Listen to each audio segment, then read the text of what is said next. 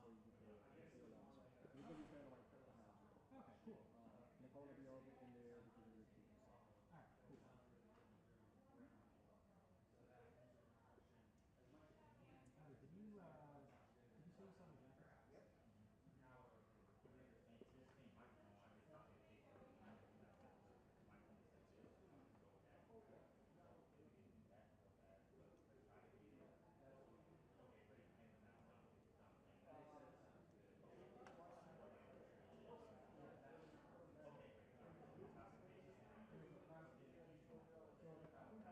Hey, did you say you saw the jacket? This one's not yours in the back. That's the What? no Jackets? voice jacket. It's all good. Oh, I think it's the one I folded up out there on the floor. it's probably out there. Whatever.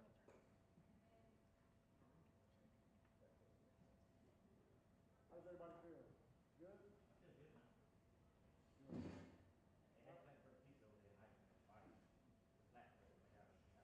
Yeah. And the captain? Not? The piece is long. All right. No, it's still be right now. Must be nice. All right, so the floor might swell. You choose. Roll with me. So Please. before you take them, Uh huh. number one is the red one. Okay. Everything else is numbered. Okay. They're locked to have the power on already. So, do you have a specific side that you want 1 and 2 and 3 and 4 to be on? They're gonna mix them up anyway. They're gonna mix them up anyway. Yeah. So I'm just gonna turn them off on the board per Yep. And as you see 'em- thing, and when they say questions, I'm gonna turn them back on the board. Yep. All the mics will be hot. Yep. That's fine. Yeah, that works. Okay. And then you'll turn off the ones that stop being used at that time.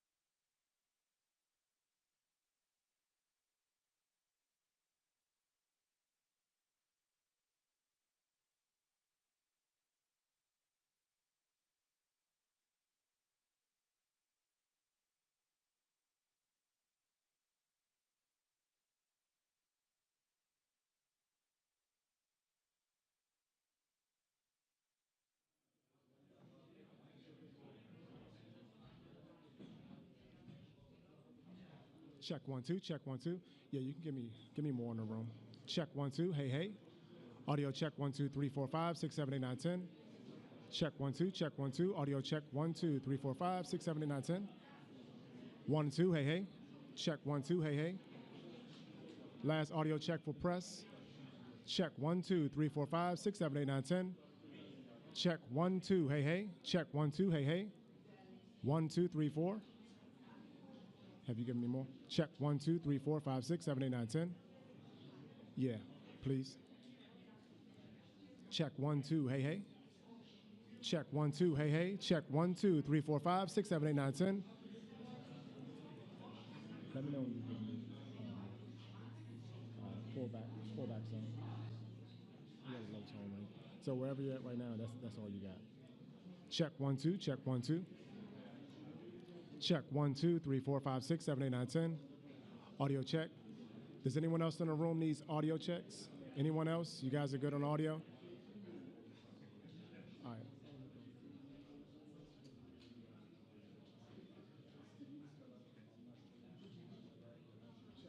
Check 1 2 3 4 5 6. Check 1 2. Hey hey.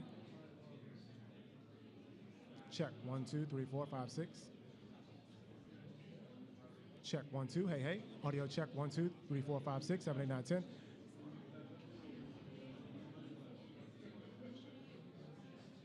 Audio check 1 2 3 4 5 6. Audio check 1 2 3 4 5 6.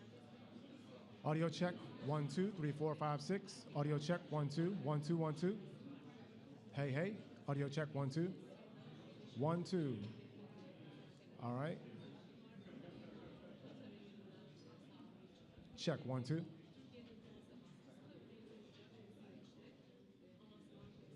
Last audio check. Check 1 2 3 4 5 6. 1 2 3 4 5 6. 1 2 3 4 5 6. Yep. Okay. 1 2. Hey hey. Audio check 1 2. Hey hey. Audio check 1 2. Hey hey. Check 1 2. Audio check from POTUS Podium. Audio check 1 2 3 4 5 6. Check 1 2 3 4 5 6. 1 2. Let me know when you're good to go. 1 2. Hey hey. Audio check 1 2. Hey hey. Check 1 2. Hey hey. Audio check 1 2 3 4 5 6. Check 1 2 1 2 1 2.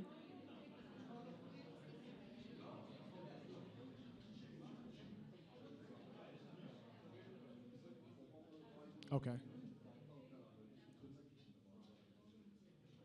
Check 1 2. All right.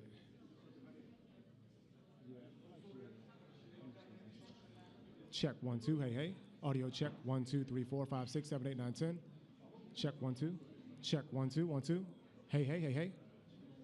Yeah, that sounds good.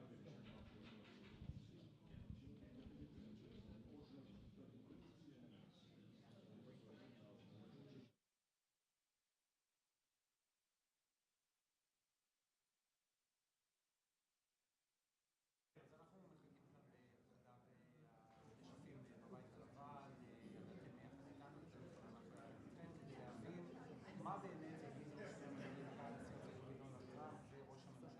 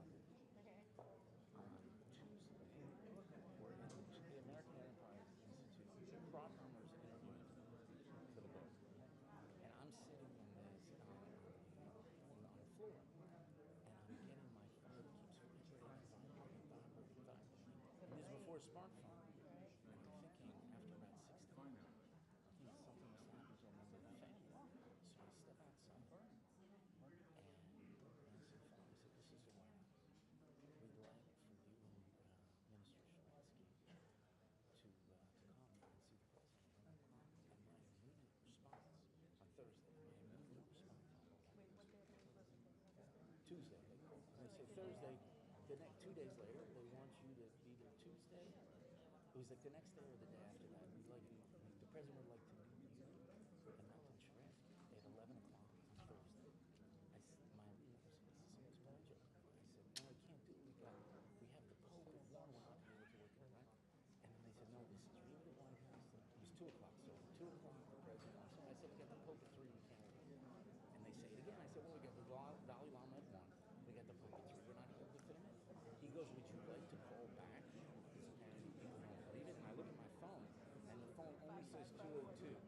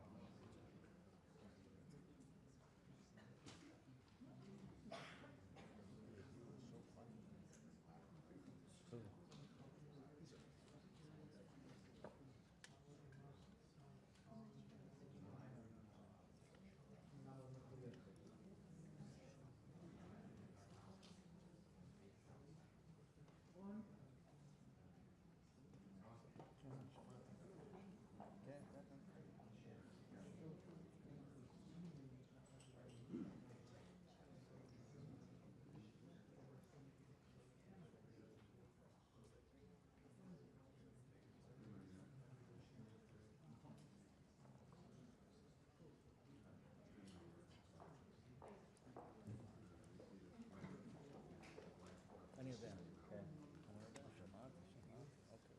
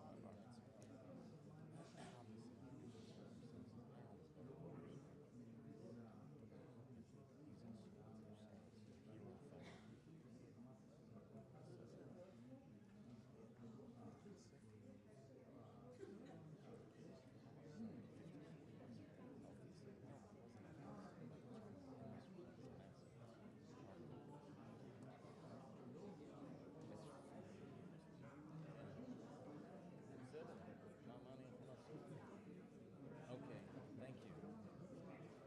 We'll see what happens. Thank you for listening. Thank you for your attention to this matter. Okay?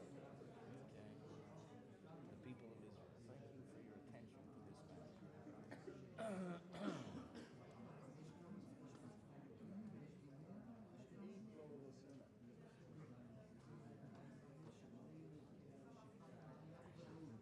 We should do trivia. Okay, here's a trivia question. The only... Oh, yeah. I know. He didn't catch it. But I think, okay, who was the only?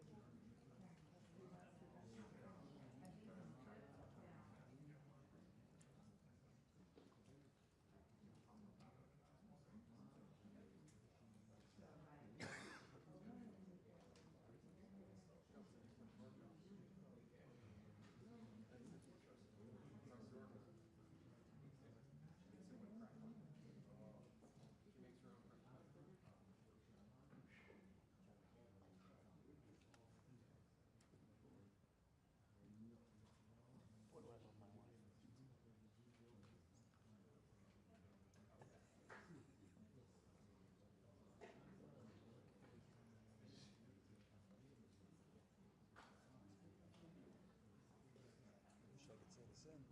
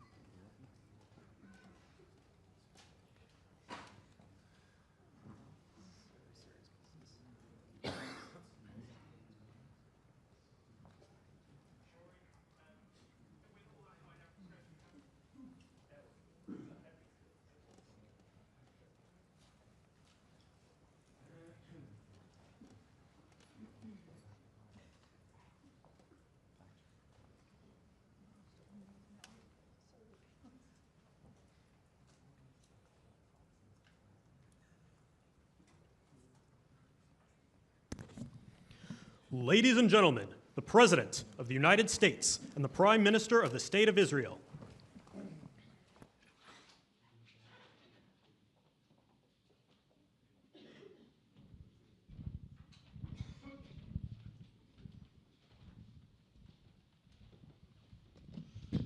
Thank you very much, everybody.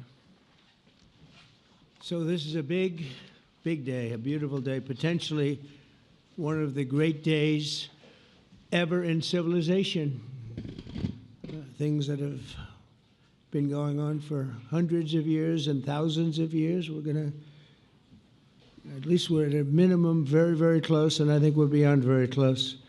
And I want to thank Bibi for really getting in there and doing a job. We've worked well together, as we have with many other countries, both of us, with many other countries, which is the only way this whole situation gets solved. And I'm not just talking about Gaza. Gaza is one thing, but we're talking about much beyond Gaza. The whole deal, everything getting solved. It's called peace in the Middle East. So today is a historic day for peace, and Prime Minister Netanyahu and I have just concluded an important meeting on many vital issues, including Iran, trade, the expansion of the Abraham Accords, and most importantly, we discussed how to end the war in Gaza, but it's just a part of the bigger picture, which is peace in the Middle East, and let's call it eternal peace in the Middle East. So this is far more than anybody expected, but the level of support that I've had from the nations in the Middle East and surrounding Israel and neighbors of Israel has been incredible, incredible. Every single one of them. This afternoon, after extensive consultation with our friends and partners throughout the region, I'm formally releasing our principles for peace, which people have really liked, I must say. And these are done, not just routinely done, these are done with total consideration and working with the nations that we're talking about. All of these nations have made contributions to those suggestions. I want to thank the leaders of many Arab and Muslim nations for their tremendous support in developing the proposal, along with many of our allies in Europe. Europe has been very much involved, and as I was called by many of the European leaders, most of them saying, is this true? Are you really doing peace in the Middle East? This is the most incredible thing we've heard. Some think it's the biggest thing they've ever heard. They called just to find out, was it just a rumor or is it actually done? And then they said, have you spoken to the Arab leaders? Have you spoken to all of the other leaders that we have to get? A lot of people involved in this one. I also want to thank Prime Minister Netanyahu for agreeing to the plan and for trusting that if we work together, we can bring an end to the death and destruction that we've seen for so many years, decades, even centuries, and begin a new chapter of security, peace, and prosperity for the entire region. And I want to just say that my meetings and dialogue that we had with so many countries, Saudi Arabia as an example, the king is a phenomenal person. The Emir of Qatar, he's an incredible people. UAE, and that's MBZ and ABZ. We're totally involved. These are the people that we've been dealing with and who've been actually very much involved in this negotiation, giving us ideas, things they can live with, things they can't live with. Pretty complex. I mean, after 2,000, 3,000 years, whatever it is, I guess it's got to be a little complex, or it would have been done a long time ago. The King of Jordan was with us, as you know, in the United Nations. The President of Turkey, President Erdogan, is a friend of mine, a strong man, but a good man. President of Indonesia, somebody who's an amazing leader, Prabowo. He is an amazing leader and respected by everybody. He was in the room with us. We were together with most of these people that I'm mentioning. Others were by phone or the next day. The Prime Minister and the Field Marshal of Pakistan, they were with us right from the beginning. Incredible. In fact, they just put out a statement that they fully believe in this pact. It just came out just as I was walking around. They said, sir, you have a big notice from the Prime Minister of Pakistan and from the Field Marshal that they back this 100%. President El-Sisi of Egypt, who's terrific. And these are people I've gotten to know over the years. I mean, I would say it started around 2015 and then went into 2016 when the presidency officially began. But I've known him actually for a long time, and there are many cases really great men. I can't say in all cases, but I will tell you in many cases they're great men and some great women too. They tend to be mostly men, however, I will say that. But if accepted by Hamas, this proposal calls for the release of all remaining hostages immediately, but in no case more than 72 hours. So the hostages are coming back, and I hate even saying this from the standpoint, doesn't sound right, but it is so important to the parents. The bodies of the young men, I believe in almost all cases, the young men are coming back immediately. I met with parents. The parents felt as strongly about getting the body of their dead boy back as they did as though the boy were alive and well. It's so important to them. And it means the immediate end to the war itself, not just Gaza. It's the war itself.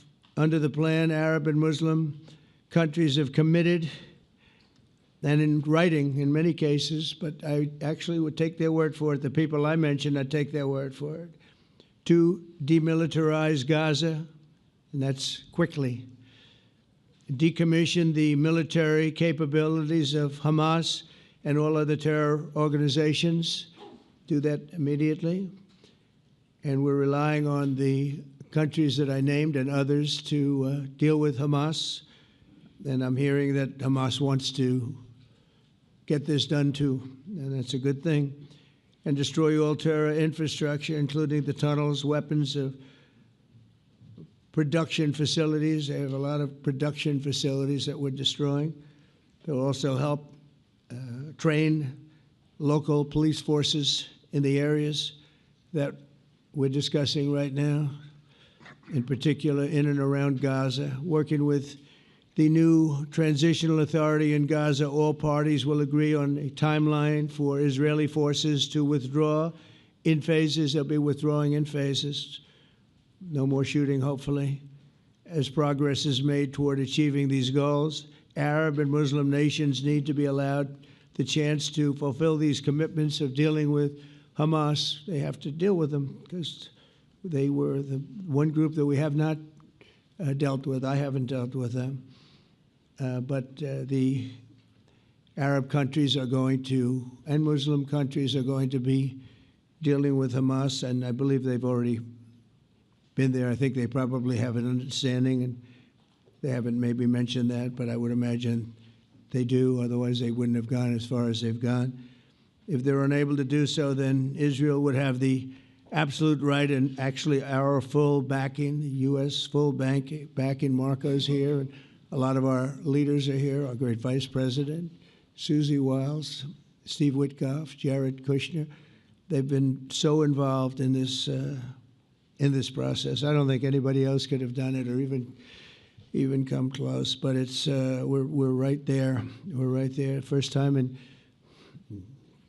thousands of years, I think you can probably say, if you really look into it, if you study back, if you're a scholar, you would say thousands of years. Israel would have my full backing to finish the job of destroying the threat of Hamas. But I hope that we're going to have a deal for peace. And if Hamas rejects the deal, which is always possible, they're the only one left. Everyone else has accepted it. But I have a feeling that we're going to have a positive answer. But if not, as you know, Bibi, you'd have our full backing to do what you would have to do. Everyone understands that the ultimate result must be the elimination of any danger posed in the region, and the danger is caused by Hamas. The tyranny of terror has to end, and this is, again, something that we're looking for. This is eternity. This is for forever.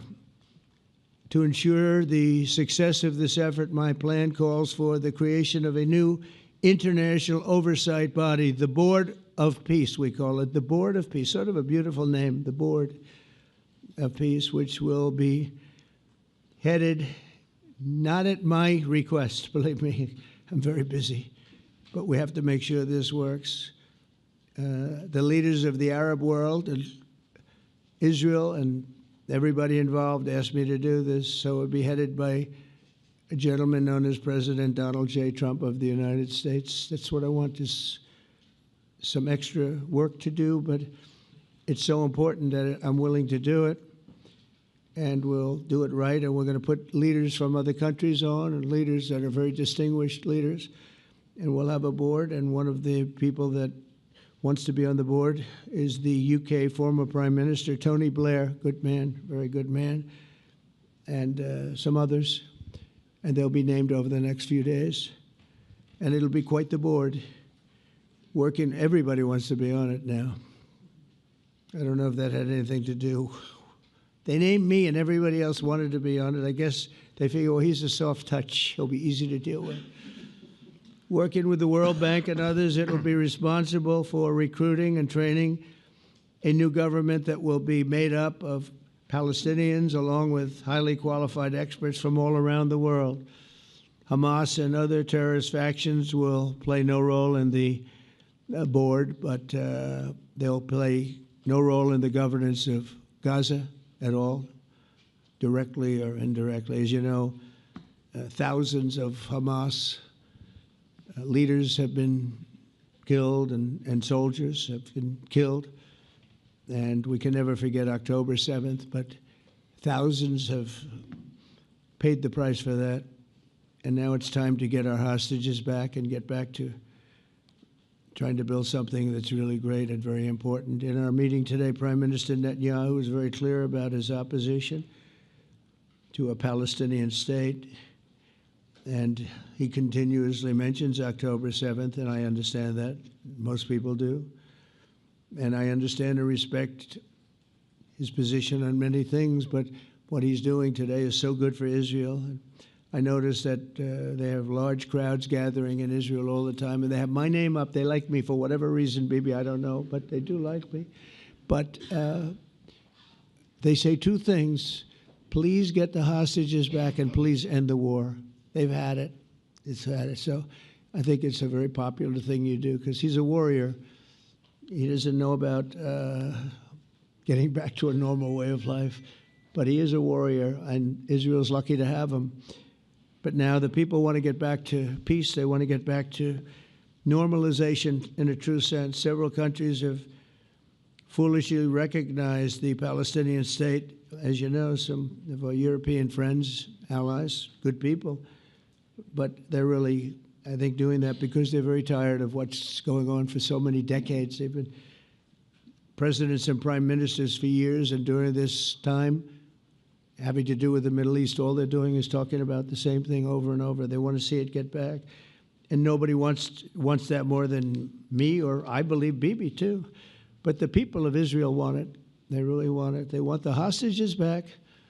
That includes the probably 32 bodies that we're talking about, 20 people that are living, 32 or so people that are dead, and they want to have peace.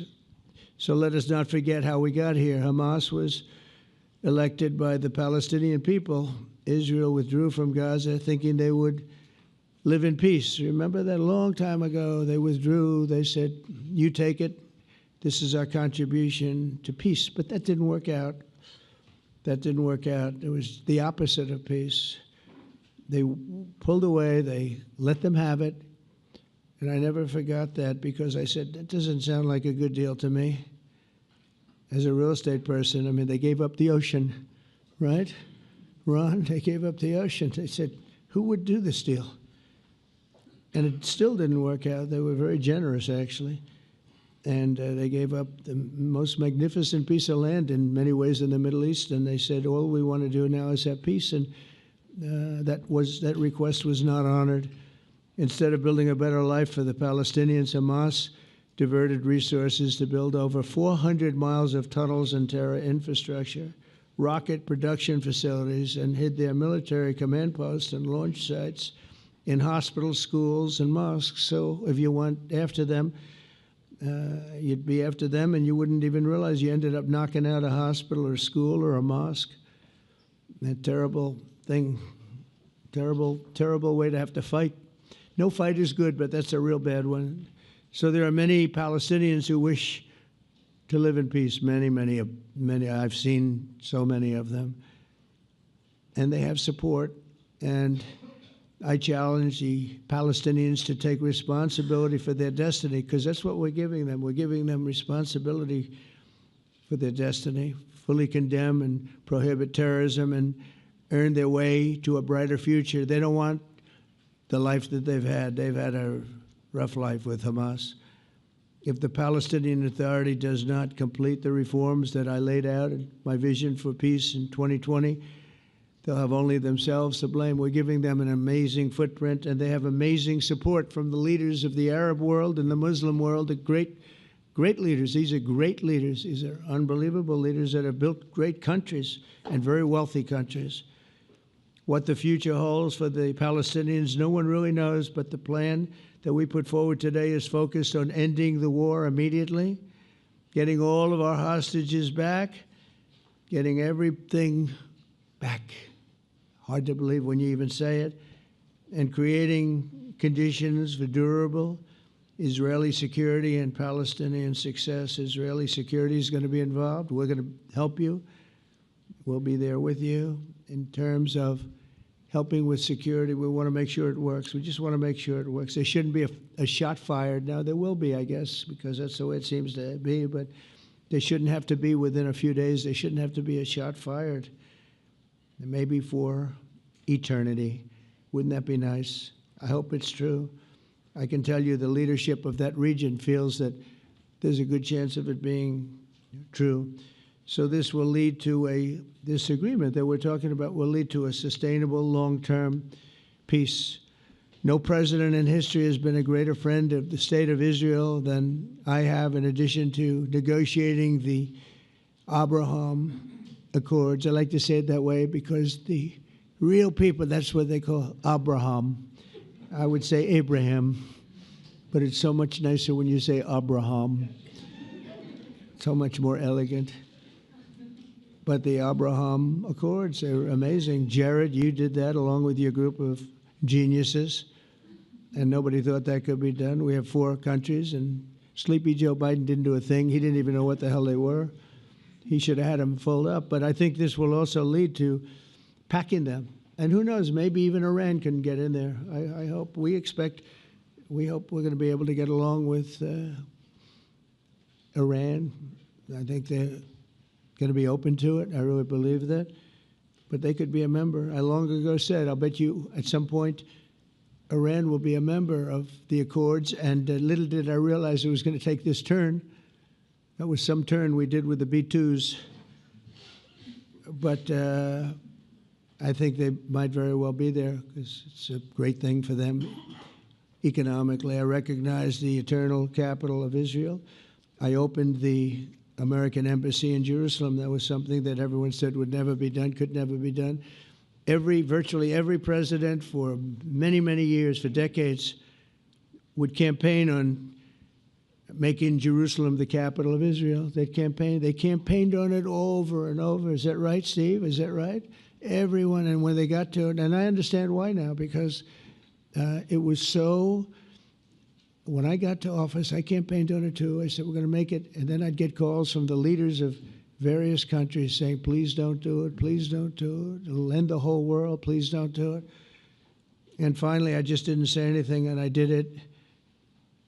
People were calling me before I did it because I heard I was going to do it, and leaders of countries were calling me, and I think it was on a Thursday that I did it, and they'd call me Monday, Tuesday, Wednesday, 3-4 times a day, and I said, tell them I'll call them back on Friday.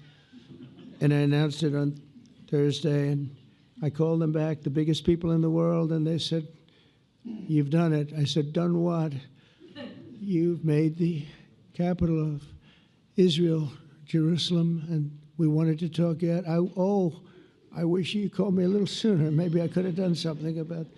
So that was a lot easier than getting into an argument, because I knew what they were calling about. And you know what? It turned out to be amazing. Everybody thought it was going to lead to the end of the world, right? The end of the world, Ron, that's what they said. It didn't lead to anything. It just led to something that I promised, and something that was very, very popular for Jewish people and a lot of other people too. I recognize Israeli sovereignty over the Golan Heights, and I cut taxpayer funding to the corrupt United Nations Relief and Works Agency. And United Nations was interesting because, as you know, a few days ago they introduced me. Ladies and gentlemen, the President of the United States. I'm looking at my teleprompter, and the thing was dead, stone cold, dead. The thing's up here. I have a long, beautiful speech to make. I'm back 30 feet back, and I'm saying, they're introducing me. There's nothing on my teleprompter. So, but I made a speech. I actually got good marks. You think Biden could have done that? I don't think so. I don't think he could have done that. I don't think too many people could have done it. But actually, it was actually more of a speech from my heart, if you want to know the truth. I think it was maybe better in certain ways because it was from the heart. It has to be from the heart. Otherwise, you're in big trouble.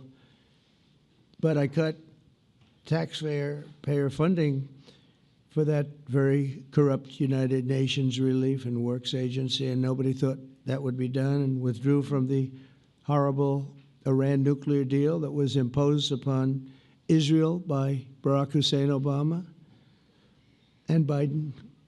And I don't think Biden knew anything about it, though. I don't think he knows anything about it now, actually, if you ask him. He'd say, "What is that?" And we obliterated Iran's nuclear enrichment capacity, making it impossible for them to have a nuclear weapon, which they would have had probably in about 2 months from that.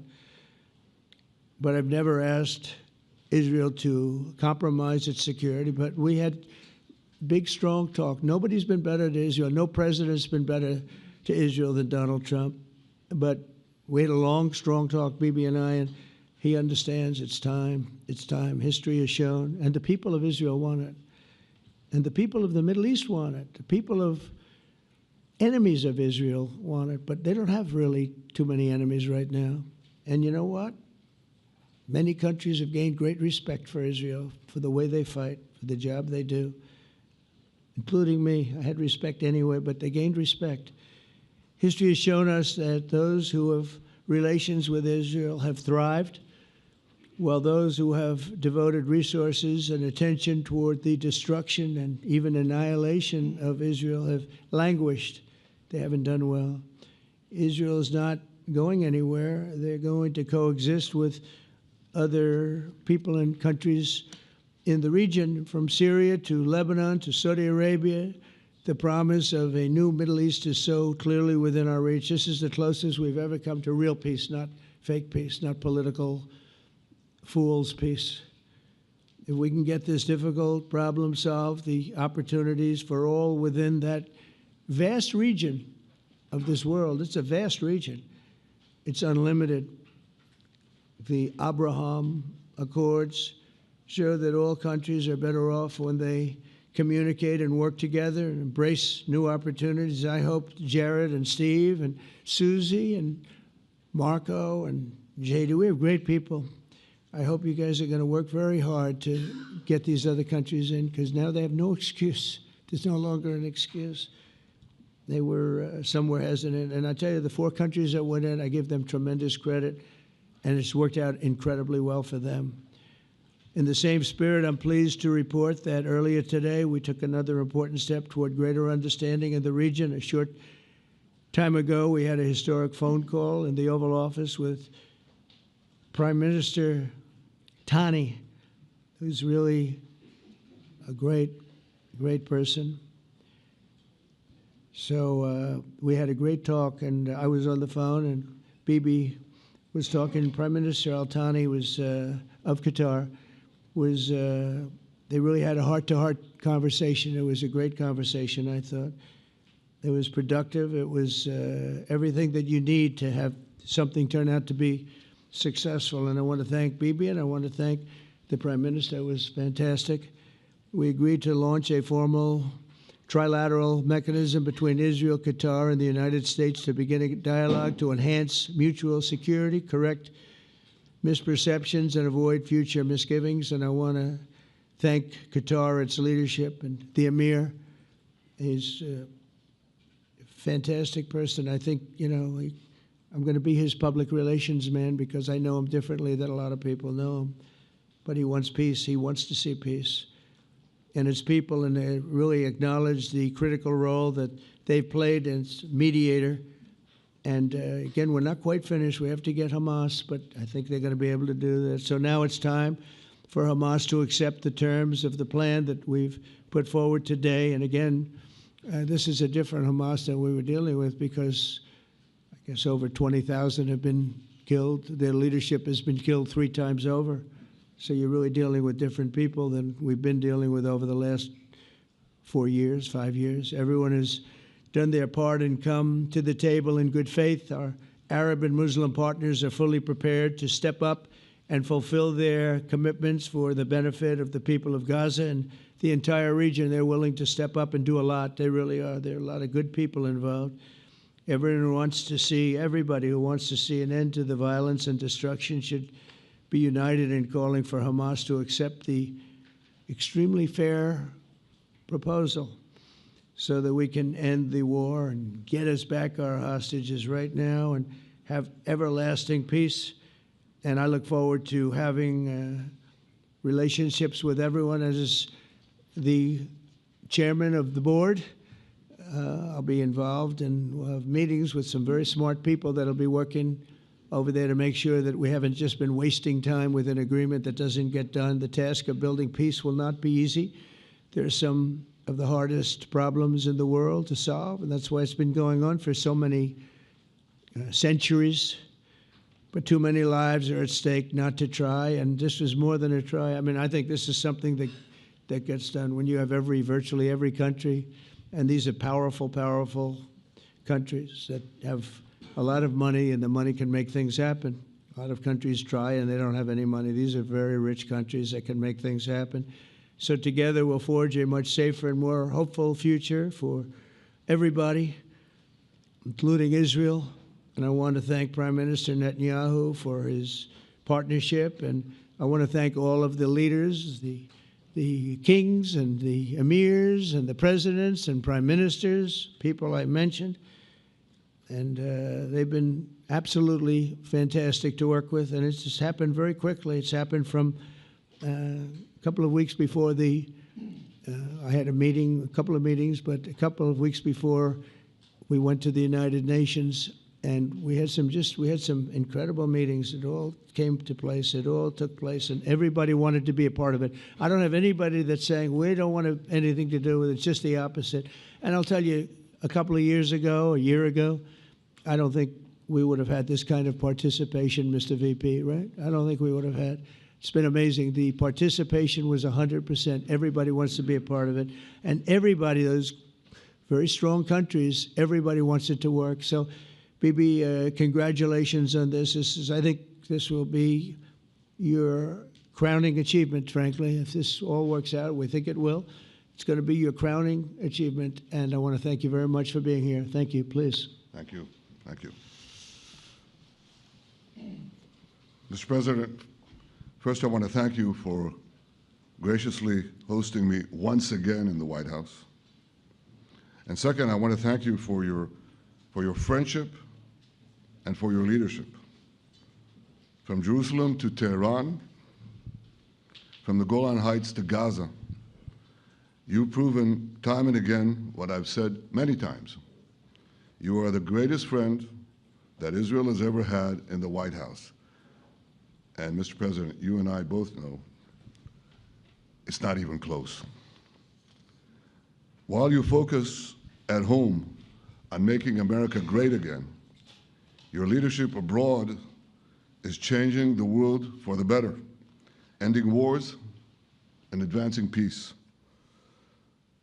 I believe that today we're taking a critical step towards both ending the war in Gaza and setting the stage for dramatically advancing peace in the Middle East, and I think beyond the Middle East, in very important Muslim countries. I support your plan to end the war in Gaza, which achieves our war aims. It will bring back to Israel all our hostages, dismantle Hamas's military capabilities, end its political rule, and ensure that Gaza never again poses a threat to Israel. We would not have achieved this turning point without the courage and sacrifice of our incredibly brave soldiers. They fight like lions to defend the people of Israel, and they serve on the front line in the war between civilization and barbarism. Mr. President, when our two countries stand shoulder to shoulder, we achieve the impossible. Just a few months ago, in Operation Rising Lion and Operation Midnight Hammer, we struck a decisive blow against Iran's nuclear and ballistic missile program. Your bold decision to send those B-2s made the region safer and the world safer. Now, under your leadership, we're taking the next step to win the war and expand the peace. Your plan is consistent with the 5 principles my government set for the end of the war and the day after Hamas. Everybody asks, what is your plan for the day after Hamas? Here's our plan. Passed it in the cabinet. All our hostages, both those who are alive and those who died, all of them will return home immediately. Hamas will be disarmed. Gaza will be demilitarized. Israel will retain security responsibility, including a security perimeter for the foreseeable future. And lastly, Gaza will have a peaceful civilian administration that is run neither by Hamas nor by the Palestinian Authority. If Hamas agrees to your plan, Mr. President, the first step will be a modest withdrawal, followed by the release of all our hostages within 72 hours. The next step will be the establishment of an international body charged with fully disarming Hamas and demilitarizing Gaza. I appreciate your willingness to lead the body, Mr. President. I really appreciate it because you have a lot of things to do, and this is important. And it reflects the confidence that this will give everyone, that things will be followed up on all the commitments made. The fact that you're taking this on, I think, helps a lot to make sure that everything flows in the direction that we want. Now, if this international body succeeds, we will have permanently ended the war. Israel will conduct further withdrawals linked to the extent of disarmament and demilitarization, but will remain in the security perimeter for the foreseeable future.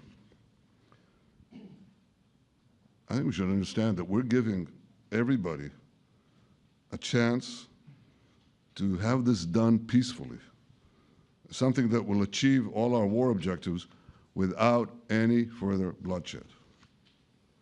But if Hamas rejects your plan, Mr. President, or if they supposedly accept it and then basically do everything to counter it, then Israel will finish the job by itself. This can be done the easy way, or it can be done the hard way, but it will be done. We prefer the easy way, but it has to be done. All these goals must be achieved because we didn't fight this horrible fight, sacrifice the finest of our young men to have Hamas stay in Gaza and threaten us again and again and again with these horrific massacres. Mr. President, I was encouraged by your clear statement at the UN against the recognition of a Palestinian state. That would be an outcome that, after October 7th, would reward terrorism, undermine security, and endanger Israel's very existence. As for the Palestinian Authority, I appreciate your firm position that the PA can have no role whatsoever in Gaza without undergoing a radical and genuine transformation. In your 2020 peace plan, which you mentioned just now, you made clear what that transformation requires. It's not lip service. It's not checking a box. It's a fundamental, genuine, and enduring transformation. And that means ending pay to slay, changing the poisonous textbooks that teach hatred to Jews, to Palestinian children, stopping incitement in the media, ending lawfare against Israel at the ICC, the ICJ, recognizing the Jewish state, and many, many other reforms. It won't come as a surprise to you that the vast majority of Israelis have no faith that the PA Leopard will change its spots. But rather than wait for this miraculous transformation, your plan provides a practical and realistic path forward for Gaza in the coming years, in which Gaza will be administered neither by Hamas nor the Palestinian Authority, but by those committed to a genuine peace with Israel. I think this can be not only a new beginning for Gaza, I think it can be a new beginning for the entire region. Under your leadership, we can re-energize, well, I've got to contribute my own, we can re-energize the Abraham Accords. That's what it's called in the original Hebrew, Abraham. Abraham is fine, Abraham, however you want to call it. Under your leadership, Mr. President, we can re-energize the Abraham Accords that we forged 5 years ago. We can expand them to many more Arab and Muslim nations that choose moderation over extremism. I think there's an opportunity here. It's not going to be easy, it's tough going, but I think if we succeed, you're absolutely right. We're going to open possibilities that nobody even dreamed of. But I think we dream of them. As you've told me, Mr. President, and you've told the world many, many times, you said, remember October 7th. Remember October 7th. And we do. We will never forget the horrors of October 7th, and we will do whatever is necessary to make sure they don't happen again. Since October 7th, Israel's enemies have learned a hard truth. Those who attack us pay a heavy price, but those who partner with us advance progress and security for their peoples. President Trump just said it. It's also in the Bible. It says, those who will bless you will be blessed, and those who will curse you will be cursed. And that's actually what is happening. We want the blessings. I think we've done a lot in the past 2 years to end the curse. We're not finished, but we've done a lot. And we've done a lot together to end the curse. I want to thank your entire team for their efforts to get to this point. I especially want to thank Steve Witkoff and Jared Kushner for their indefatigable work to bring Israel and Arab states in the region closer together.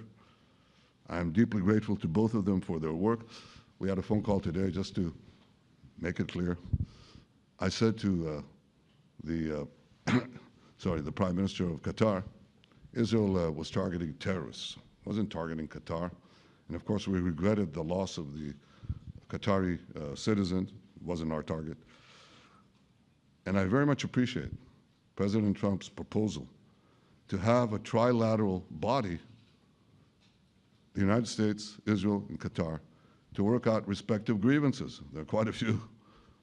But if we could try to mitigate them or put it on a different footing, I think that'll be good for everyone. Above all the people, the fine team, and many helpers who've done this, I want to thank you, Mr. President. History has already shown that under your leadership, Israel and America can change the face of the Middle East. And today I'm hopeful that your plan to end the war in Gaza will do so again and do so soon. It will free our hostages end Hamas's tyranny in Gaza, and enable a more secure and prosperous future for the peoples of our region. Thank you, Mr. President. May God bless America. May God bless Israel. May God bless the indispensable alliance between our countries. And may I add in Hebrew, G'mal Chatima Tova, may we all be inscribed in the book of life. Thank you. Thank you very much, Bibi. So I think while we wait for these documents to be signed and get everybody in line, I think it maybe is not really appropriate to take questions. I'm meeting with, as you know, a couple of Democrats in a little while about the country, about keeping our country open. They're going to have to do some things because their ideas are not very good ones. They're very bad for our country. So we'll see how that works out. But this is something that was really historic today. This was something that was amazing. I think, Bibi, I mean, depending on you, I think while we're waiting for signatures and waiting for approvals from a lot of different countries that are involved in this, we probably shouldn't take questions, or would you like to take a question or two from perhaps a friendly Israeli reporter, if there's such a thing? That's a very, very tough proposition. But I would think, Mr. President, that I would go by your instinct that this is, we'll have enough time for questions. Let's settle the issue first, I think. No. Thank you very much, everybody. Thank you.